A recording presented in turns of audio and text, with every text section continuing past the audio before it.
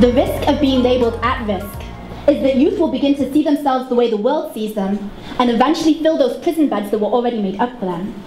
These Toronto streets are real estate for stateless wanderers that eat time by asking for spare change, but change has never been as simple as turning your head away or reaching into your pocket for a few loose dollars. Change has never been as simple as writing poetry about poverty or writing off policies to prevent poverty or ignoring social issues that cause poverty or placing all the blame on politicians or politicians placing all the burden on the healthcare systems, the schools, the courts, the child welfare agencies. Change is messy but necessary because there are youth who are living the truth of these words as I speak. Making good of these Toronto streets like MCs making good of hip-hop beats. When I first started studying at York University, some fool said to me, he said, "Lishai, be careful of the youth over at Jane and Finch. They're troubled and they never change." As if to say all they would ever be is where they come from, and all they would ever see is a cycle of poverty as if written into their biology, and we all know that poverty is racialized and classified by those who have class advantage and privilege enough to say that it's okay to cut social funding. Just let the community take responsibility for the troubled youth. But so-called troubled youth will remain troubled on or off the streets if they're struggling in a system that does not cater to their parents' inequality of income, since their qualifications don't qualify them for a piece of Canadian hospitality because they were educated in a third world country.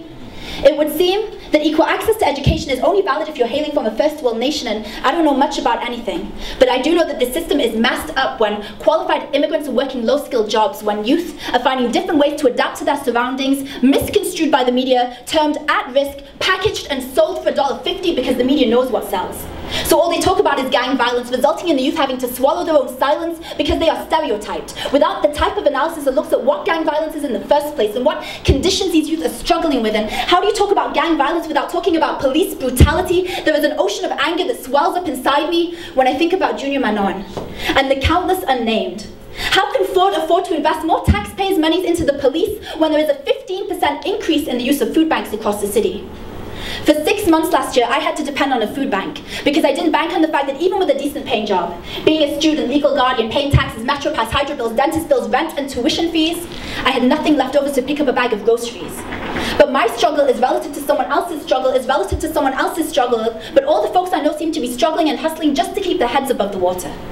There are folks in the city who are hungry for job security, affordable housing.